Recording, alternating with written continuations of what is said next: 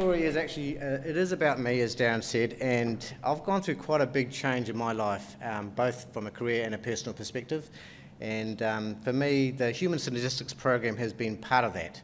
So over the last 15 years, I've done it 4 times, and I've got to be honest, when I first did it, I was like, what's this thing? I don't really care that much. But as I've progressed in my career and as I've done my personal change, this has become to mean so much more to me. So look, who am I? So I wanted to start by saying, look, I actually grew up in a little country town in Southland, of all places, called Otauto.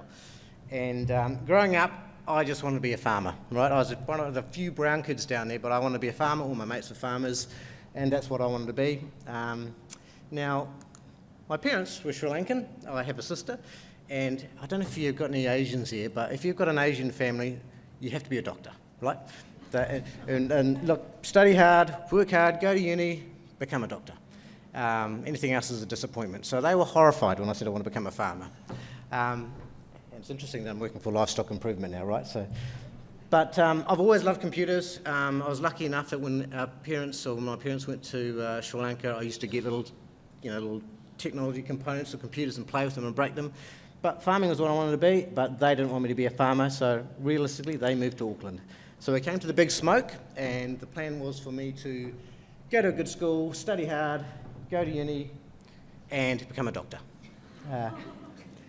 Unfortunately, we moved to West Auckland.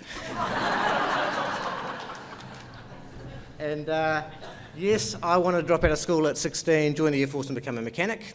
I fell in love with Holdens. I did my first motor conversion when I was 15. My dad's old Toyota, we put a V8 motor in there, a Chevy V8. And I would have been just happy being a mechanic, right? But I got shipped off overseas to some aunties and they beat some sense into me and I went to uni. So look, that's a little bit about me personally. And from a corporate buyer point of view, I've been really lucky. I've worked with some great companies and some amazing people, some great colleagues, some are in the room. And I've worked with some great CEOs. I think I put 14 up there. It might be actually 15. And you learn so much when you work with good CEOs. And let's be honest, you learn so much from bad CEOs too. So I know there's some CEOs in the room. If you're a bad one, you're teaching people great stuff as well. So a lot of my recent history has been big corporate transformations, and I've kind of approached this in a very human way. Because I think, and Mitre 10, I'm sure you'll find this as well, when you're doing big system changes, it's not the physical system or the project, it's winning the hearts and minds that count, right? And that's been a big change in me, trying to get to that point. So look, it comes down to what do I do? And I describe my craft as setting a North Star and building high-performing teams. And I know, Sarah, you're probably saying, yes, that's good, Dhaya. And look, I've come down to that after many years of trying different things, but that is what I do. I come into a company, I generally have an aim for 4 or 5 years and have an outcome in mind, and then just get people to rally around me and get people to buy into it. And that's it, Yes, you have to have some subject matter expertise, you need to be good with people, create the right environment, but it is really about setting a North Star and actually building those teams. Let them run on their own. But just for a moment, I want to go back in time. DeLorean, love DeLorean, good V8s in them as well. Look, not to 1985, but maybe 2005, maybe slightly earlier than that. And at that time, I was doing well in my career, relatively young, and had been promoted pretty quickly into my role, earning good money, young family. I was stoked. I think nothing could go better. There's nothing wrong with life at all. But when I thought it through, I was doing things, when I reflect on this, I was doing things personally. So when I wanted to do things, I did it myself.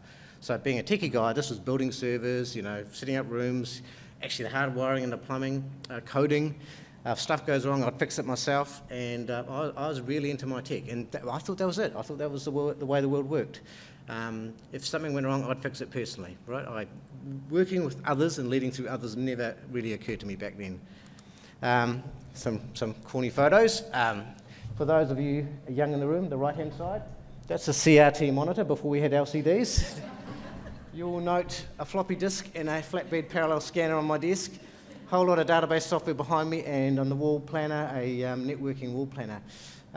Also note the snazzy ties. And look at the hair. I have very fond memories of that hair. On the left-hand side, that's me. As Darren said, I'm a Warriors guy. Got Ali Lauatiti and Afika Paliasina, some of the original heroes. And you probably know another thing. I was a fat bastard. I was a real big fat bastard. In my heyday, I weighed 92 kgs. I was a big unit. And but from my point of view, everything was going well. I was happy and I was cracking along fine. And this is not quite my first LSI. I don't know what happened to that. We couldn't find it, but this is probably my second one. And this is my LSI 1. This is my own perception of myself and how I thought I was operating. I was a conventional person, and that's totally fine. And that's what I thought I was, and I was happy with that. I was a guy who sat with spreadsheets, and I kind of calculated stuff to death, and I didn't make a decision until I was absolutely sure. I was risk averse. I filled out all the risk forms, and that was me. I never really gave it a second thought. But I was a very conventional leader. But there was something missing in my life. Like, I spent all this time doing things on my own and working with technology firsthand. You guys probably don't know this, but tech guys, you spend a lot of time after hours, right? In the weekends, after hours, you're doing upgrades, you're trying to fix things that are broken or run through programs. I sacrificed a lot of family time doing that, and I never really thought about that until after the fact. And clearly, in terms of my lifestyle, I was eating a lot, I was drinking a lot, hence the 96 kgs, and I didn't really have any balance. And it wasn't until I had a pretty defining moment for my health where this kind of came to light. I think it was probably about 2007, maybe 2006. Actually, Jan, you might have been in the company at the time. I got pneumonia. I powered on through, as you did in the old days, pre-COVID. You soldiered on, and I kept working through. And I got pneumonia from just a simple cold or flu. But all the medical tests that came afterwards were pretty scathing. My doctor sat me down, and he basically said to me, and I've never really shared this wider, but he basically said, "You're going to die young, Dhaya." He goes, "All your stats, your heart, your liver and all that's crazy. You're like a 50-year-old or a 60-year-old. And that was pretty confronting, right? I never really thought about things that way. And I remember driving away from the doctor's surgery that day thinking, oh, shit. He was very blunt. He basically said, "You're going to die." And I think, and I tell you what, I didn't think about work. No one thinks about work when you're told you're going to die. And I thought about my kids, my family, my mum. Actually, I did think about the Warriors because I wanted to win before I died, but that was a separate thing. They still haven't. But it really was a time for reflection, and it absolutely crystallised what was important to me. And I was not going to sit there dying young and thinking, great, I've done an amazing server upgrade or run all the patches well or whatever else, right? I was thinking about my kids and my family and what I want to leave behind. But more so, how do I not die? That was also a good motivator. So look, getting my compass and my bearings was super important. From that year, which was 2007 from memory, I changed a few things. Some photos. So I was still a fat bastard here, don't get me wrong, I haven't gone skinny, but I did decide to spend time with my family. I spent a lot of time with my young kids, Jamie and Emma, probably only 3 or 4 at that age and at that stage. And we had more holidays than we've ever done before. I think in those 2-3 years, we went to Disneyland every year, went to the Gold Coast. We had a ball. And work still happened, don't get me wrong, but I just balanced the time. I made sure I was there for kids and family, and work was in moderation. Still enjoyed it, still liked doing my thing, but family was first and foremost. I also started running. So I got off my ass and off the couch and started running. And I ran 6 days a week for, I think it was about 9 months. I lost 22 kgs. I didn't go to the gym or anything like that, and I stopped drinking. I stopped drinking for about a year, and it really hurt. I'm a terrible runner, right? And my ankles hurt for weeks. And I used to do it every night at about 8 o'clock, 8:30 when the kids went to bed. But I lost all that weight, and I personally felt very different. And interestingly, I was visiting the doctor during that time, and he goes, actually, your stats are improving. You're actually losing most of that stuff that was going against you. So it was the right call. And then at that time, unbeknownst to me, and Jan, you'll probably remember this, I had a CEO who did the best thing ever for me. He took me out of the IT department, and he said, take the screwdriver out of your hand and sit next to me in this office and work on the business. You're too valuable to me to be wasting technology, which is a weird thing to say, but, And, that's made a big difference. I was horrified, right, because I had lost all my admin access and my root access to systems. I couldn't quickly jump on and change things.